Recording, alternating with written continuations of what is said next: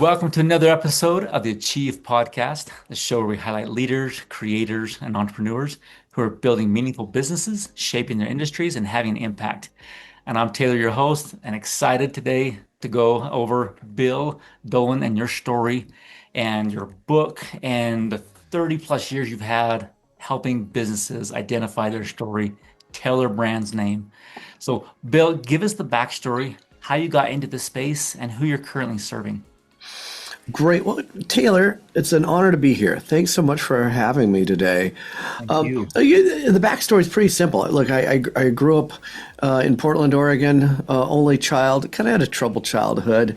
And it's funny whenever you're struggling or you have issues, you kind of like, where's my retreat? Where's my release? What is it going to be? And I hid in my bedroom watching old movies, not realizing that what was an escape from a difficult situation was actually teaching me about the art of storytelling.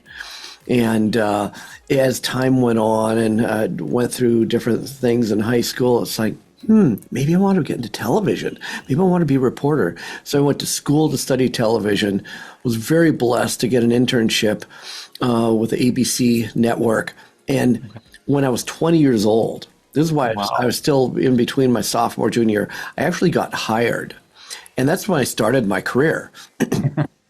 And it was fabulous because I learned from the best of the best, from agencies, directors, different talent, different celebrities, all these people that surround the story of not just of telling stories, but also how to distribute them became my living university. And I did that, married my high school sweetheart, 5 children. And then realized I need to expand this. What do I want to really do? And that's when I started Spirit Media. Spirit Media as an agency was really born out of the storytelling that we did in television, but it opened up doors for me to work in the entertainment space. So as a live director, I went and directed shows with Gwen Stefani and the Black Eyed Peas and Maroon 5 and coaching the President of the United States for a documentary project, things like that. And I did that up until 1999. When I signed a deal for a documentary project, and on my way to Nashville to collect the check, so to speak, I died. And it's funny when we talk about business and business obstacles. That's a good one. Yeah. Because look, let's face it, if you're in business, you've already had multiple deaths. Maybe you've had the death of a dream. Maybe you've had the death of a relationship. Maybe you had death of your finances. The thing is, each one of us go through seasons that are dark, difficult. We have to face obstacles, and it really causes us to dig in to say, who are we? Why are we here? And what am I going to press through, and why? And for me, I'll just say the short version is this. It's one of the best things that's ever happened to me. It's so great. I wish everybody could die and come back, because it would change the way you live. Totally change the way you live. Because you move from, just conducting transactions to start thinking, what does it mean to live transformation? What does it mean to make a living, to actually making a life? And ultimately, it asks that question, why am I here, and how can I have the most profound impact during the season that I have? And our business changed. I was no longer traveling, being an absentee father and husband, which I was. All the trappings of success, good money, lots of cool things I did, travel the world. All that stuff is garbage if it costs you the most important relationships in your life. Wow. And let's face it, you can tell I'm a guy, and guys don't always get this right away. We don't. Sometimes we come out of high school and we're still playing to win the prize, whatever the prize is. And in business, we just change those prizes for another thing. Maybe it's that car, that house, that career, that title, that bank account, whatever it is. instead of what's really important. And look, and I can't tell you what that is. That's for you to decide. But it's so important for us in business to be cognizant of truly a purpose, why you're here. What are the missions you need to accomplish? How are those goals that you're actively pursuing aligned with really a mission and not just a wouldn't it be nice or gee I ought to's? And how do you live your values? Really define them and let them fight and battle every day so that you challenge yourself to live according to those values. And then how does that vision look? What does it really look like? What does real success look like? Does it just look like, the other person that you think is successful and you cut out your face and slap it on their heads? Or does it mean something unique to you because you've actually invested the time into understanding who you are, why you're here, and the impact you can make? So that's a lot that's led me to today. And we still work in the entertainment space, and I've worked with, some of the biggest names in the television world and film world. We love telling people stories. So we work with a lot of CMOs, a lot of founders, a lot of entrepreneurs who want to produce their brand story. We either help them shape it or we'll produce it for them. And then we produce a lot of live events. And so I'll teach it or do it for them. But that understanding your brand story really takes soul work, not just what's going to look good. Let's throw a paint job on it. Let's really find out what you're really about, because when you understand that, trust me, life changes. The quality of life changes, and the impact you can make and the differentiation you make as a business changes. And I mentioned to you, so you don't look like another warmed over plate of oatmeal at the Motel 6. Okay. Yeah. Which is what a lot of businesses look like. Mm-hmm. They haven't done the hard work. They've just done that. And we listen to a trail of lies telling us you need to be this, you need to look like this, you need to look like that. And most of it are garbage suggestions. Mm-hmm. Most of them. Because they're trying to get you to conform into their perception of success and not yours. So, I love that. Long intro. No, that's wonderful. I love that. So many good nuggets where you can't just copy, cut, paste your story because it's not the same as everybody else's. And you have to put in that effort to really articulate it, to really boil it down. I love the question, what is your purpose and how do you live your values? Like nobody else can answer that. And it takes time to dig into that. Yeah. Wow. And so with where you're at right now with the organization, what is driving growth for you guys? Well, always driving growth. I mean, there's different types of growth. Let me just start with probably the most important growth. And that's really the transformation of our personal transformation, the transformation of our organization, what we do and how we do it. Because let's face it, the economy is going through all kinds of undulations. Yeah. There's a lot of things going on, and some of them are big because the waves have hit the beach, and we realize, oh my gosh, this is changing.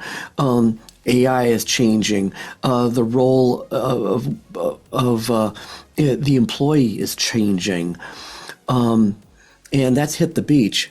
But if you've ever watched tsunamis, the history of a tsunami, it means something has shaken. And for a season, it just looks like a wave, a bump in the water, because it hasn't hit the shore yet. And I really do think there's a tsunami of activities that are happening not only in corporate America, in technology, in AI, the use of AI, but for all of us that are, look, we're not Fortune 500 companies, but we have to make critical decisions about our people and how we will take care of them. And that is causing probably the most growth because it's creating a transformation in us. And in the middle of that is, and this comes back from my death experience, our values. I counted an absolute privilege to use our giftings to serve others. Now, that serving others certainly does mean our clients, but also means my employees, my contractors, my team members. And I approach them the same way I do with any relationship, that these are people that are worthy to be loved, respected, honored, and that creates a stretching, a growth opportunity. Because to navigate, I was just talking to my team about today in a staff meeting, to navigate serving with excellence, but to navigate doing that with the physics that are now being introduced. People want things faster. They Yeah. want, the urgency for some of the things that are coming on our plates. Like, when do you want it? Tomorrow, yesterday. That creates a pressure, and that's stretching us. But then to do it in a way that I'm able to honor my team and not have them live in a cycle of urgency, but to encourage them to live in a cycle of deliberate personal growth that helps them be the best they can be and delivers excellence to our client. That's probably one of the biggest, most profound growth experiments that we're going through right now. Wow. Yeah, that's hard to navigate that. Would not have them become workaholics and say, you know what, we can do all these things, just work more hours. It's like, nope, we're going to respect our clients and our family time and our personal development. I love that. And just a note there, I mentioned earlier about values. By the way, that comes out of my book. One of the first things I encourage people to do that I see as a best practice among any great leader or those that have been the architects of movements is they're living what I call a mission manifesto that is rooted in purpose and missions and values and vision and goals. They come together and together then decide who do we serve and how are we going to serve them. That values piece, picture this, that they're not just these cute little sayings on a PowerPoint that go on the wall of the employee manual. Picture them as 5 brute forces wearing overalls and having a mud wrestling fight. Because that's really what's happening in business. That one value that says, I want to be a good father and a good husband. That's a good value. I want to serve my clients with excellence. That's a good value. I want to take care of my team and let them know they're loved and respected and compensated well. That's a good value. Yeah. I want to live a life where people are not always living in a pool of anxiety, but recognizing I'm going to work hard, but what I work hard for is going to be meaningful and fulfilling. That's a good value. Now throw overalls and throw them in the ring, because they will fight every single day. And it's one thing to say them. It's another thing to live them. And I think this is the call of great leaders, is to first declare those values and then to be able to say to your team today, these are how we're going to navigate those values. That's a powerful, powerful step I encourage every leader to seriously consider. I love that. That is so good. You're not just saying them, we're going to live them. And this is how we're going to navigate them. Like bringing that clarity. Wow. Now, as you guys try to grow and expand, what have been the biggest bottlenecks or obstacles that keep showing up for you guys? I would say distraction. Quite frankly, it's distraction. We live in a world where, when I started in television, and one of the assignments when you work for a regional affiliate, for example, is all television media, for the most part, is in the business of selling eyeballs. Okay? We monetize eyeballs.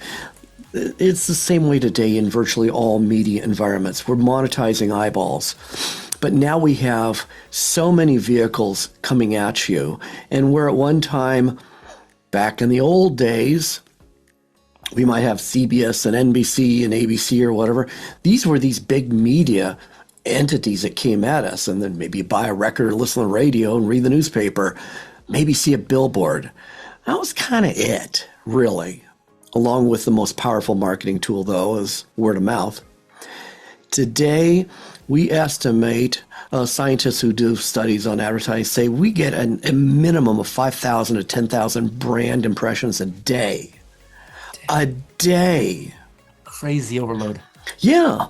And of course, the old adage rings true. The answer to confusion is usually no. And so what happens is that people are being bombarded saying, you need to buy this, you need to buy this. That causes confusion.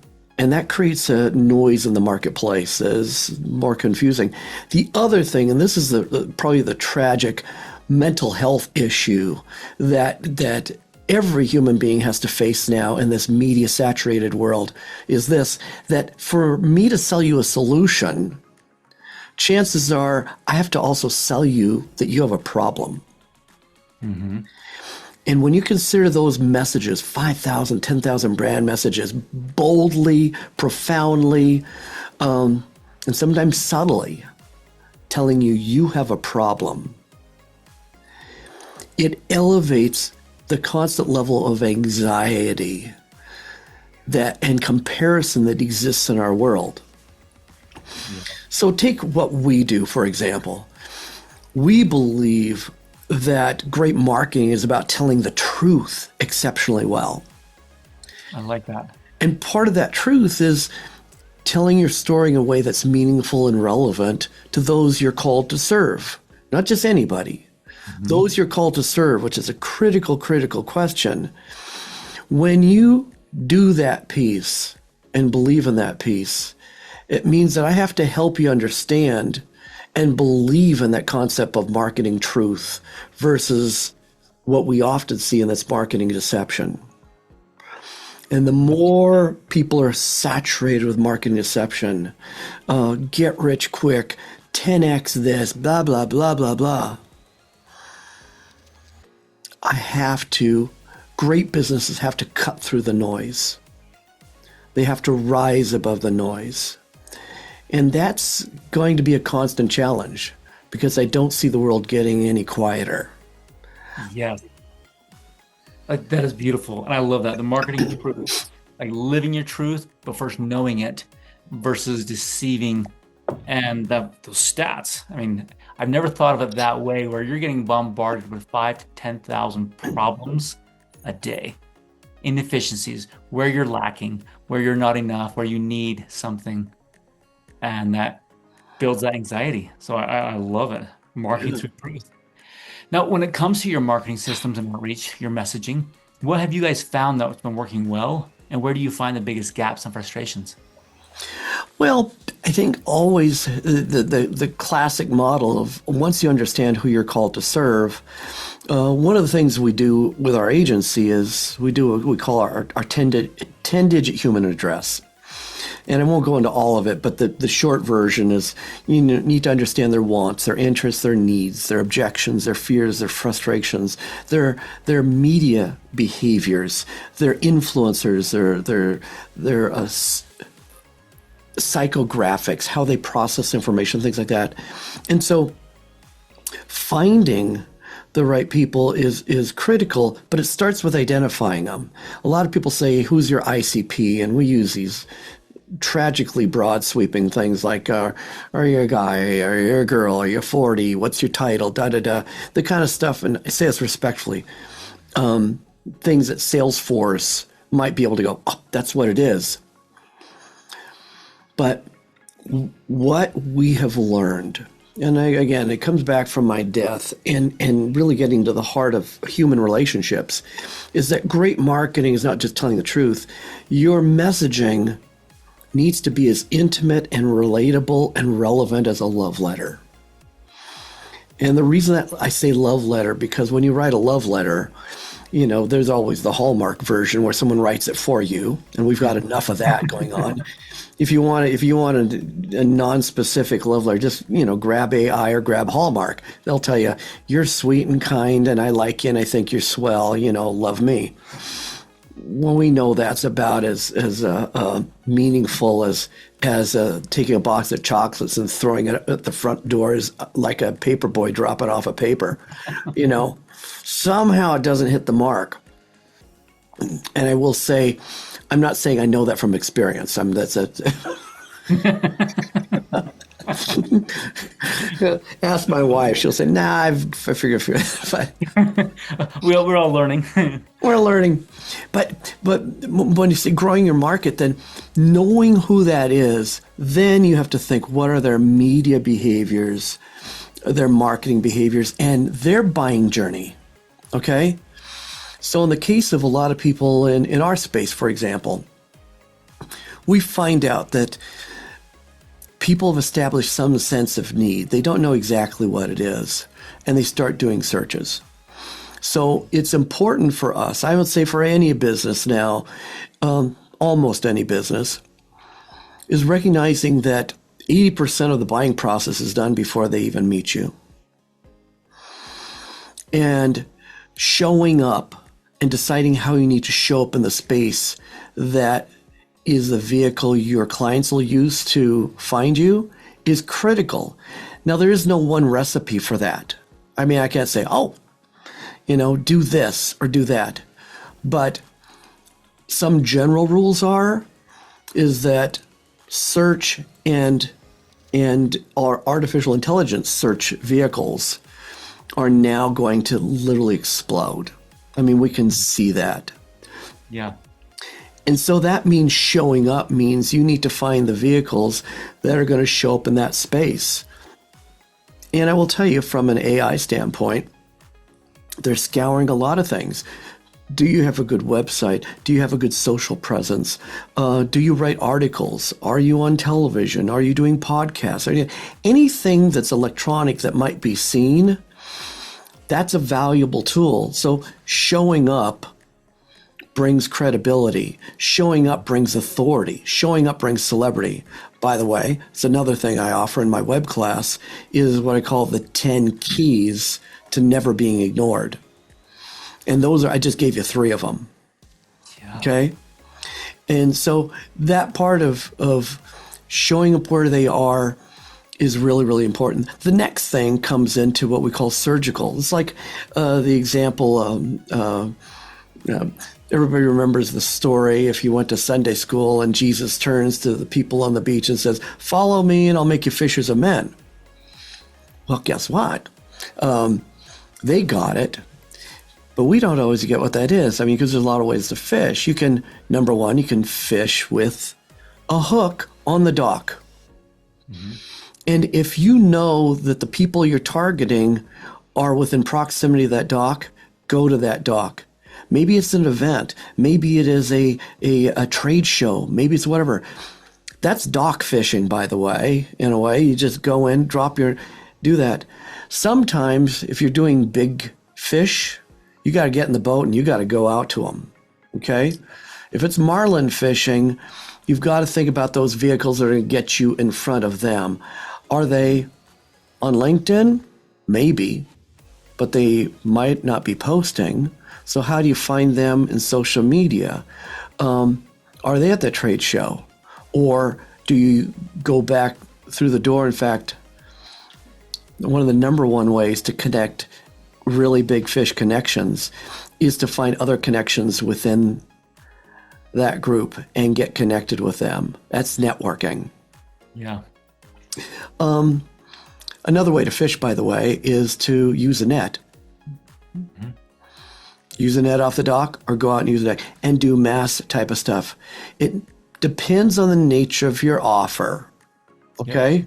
Whether you have a big ticket offer, something that's only purchased once a year, once every 10 years, or whether you have something that people purchase on a weekly basis and you want to create a reoccurring revenue model.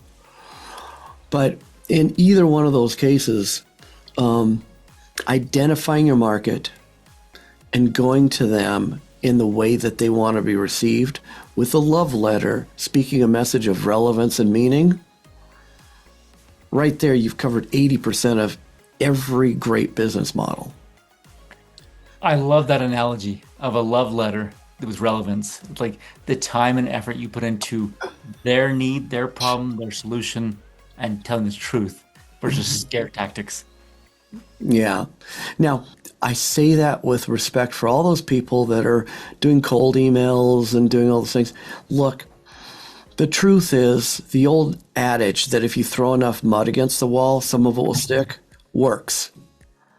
It does work. You're going to get clients, you're going to get someone who's going to find out a way to buy. But just keep this in mind. And if all you want is a transaction, all bets are off. There's a lot of ways to do that. Yeah. If all you're looking for is a one-time sell, boom, all bets are off. But real brand equity, and I think real leadership for any organization, is to actually build a brand that's rooted in those values. Mm-hmm. Maybe one of those values is, I want to treat others the way they want to treat me.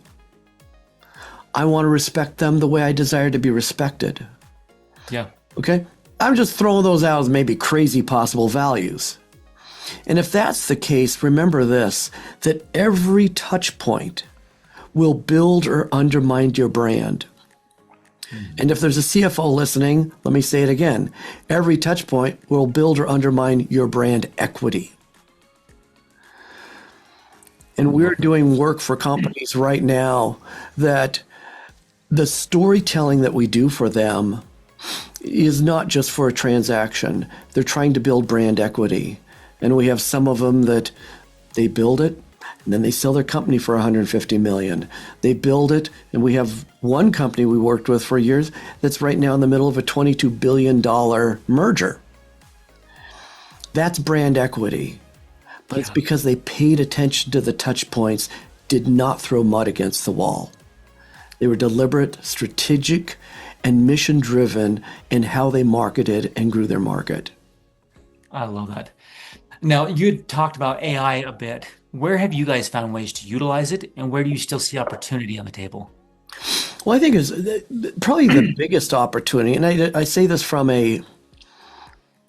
look, I'm a guy that came from the media world. I'm still in the media world, and I'm an artist, and I believe that intellectual property, true intellectual property, belongs to humans. Those humans that make it. Those are the real authors. The authority comes from authorship.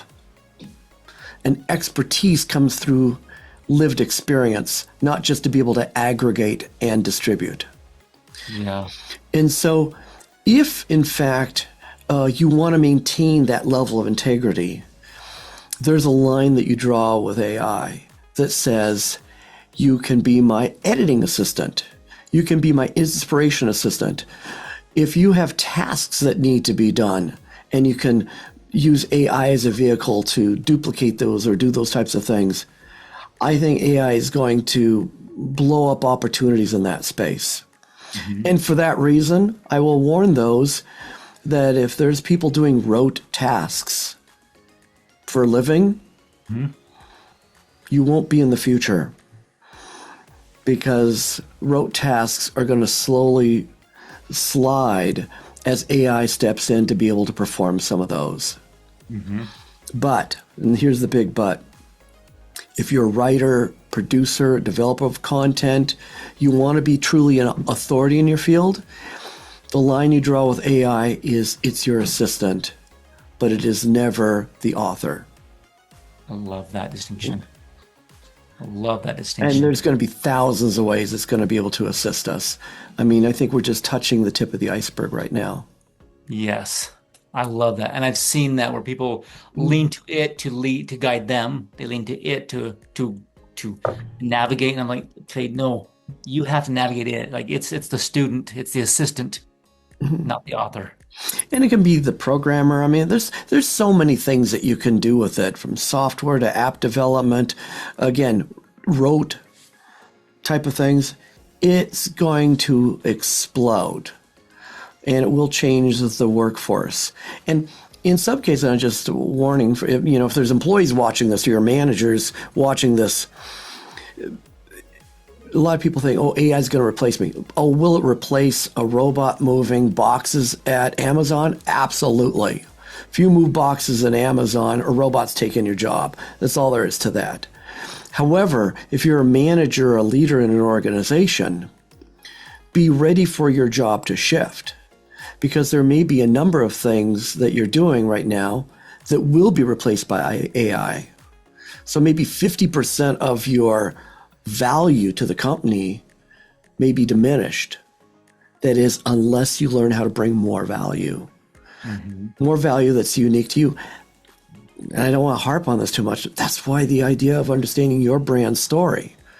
Your brand story is like your fingerprint. And if you think about what fingerprints, they used to be the way that we found criminals. Now Hmm. your fingerprints are the way we open safes. The fingerprints are the way we open precious things. The fingerprints are the way we define you like nobody else in the world. And that's the power of the diamonds that are embedded in your story. By learning your story, being able to tell that story and to leverage that story into what you do and the lives you can impact, AI can't take that away from you, ever. So true. And I love it. The diamonds that are embedded in your story. I think every person has those. And that is a very well put illustration of that value. And it takes time to uncover those diamonds. And often we just don't want to do enough soul searching, enough digging to find them. We Yeah, got to yeah. copy somebody else's. So, You do some wow. cubic zirconium over here, yeah. So true. Now, Bill, when it comes to your next stage of the business, what are you most excited about? And what do you feel like you need to build or fix to reach that next peak? Well, the biggest thing, I've been doing what I've been doing for decades, and I love what I do. I really do. But I recognize that in this season, I want to have greater impact, and I want to be an inspiration to the next generation and help cultivate that young talent that is trying to find their way, either as artists, writers, producers, marketers. And so I want to find ways to do that. And I think I've found a way that we're developing. I think I told you I wrote my first book, The 7 Disciplines of Relationship Marketing. That's one way of distilling life wisdom and sharing something. But the thing that I've learned is that people like to do it with you. Mhm. It's one thing to read a book, and there's some people that buying a book, not to say you shouldn't buy my book, get the audio, you'll love it. You really will. But there's a unique group of people that can actually read a book and then apply it. Yeah. I mean, it really does. And I'm not one of those people. I read a book, I absorb the knowledge, and maybe later on it comes out. So I realized what we're going to do in this next chapter, along with we're still producing stories, we're still producing live shows and events, and multiplying multipliers. That's what I want to do. Multiply multipliers. So we're launching a masterclass series. And one of the very first masterclass that we're testing right now is really the power of discovering your own brand story, how to discover it, how to tell it, and how to distribute it. And that's a piece that I think can literally impact millions of lives. Because Yeah. when I was in television, I had the luxury of doing a show and say, how many people watched? Well, 1 million people watched.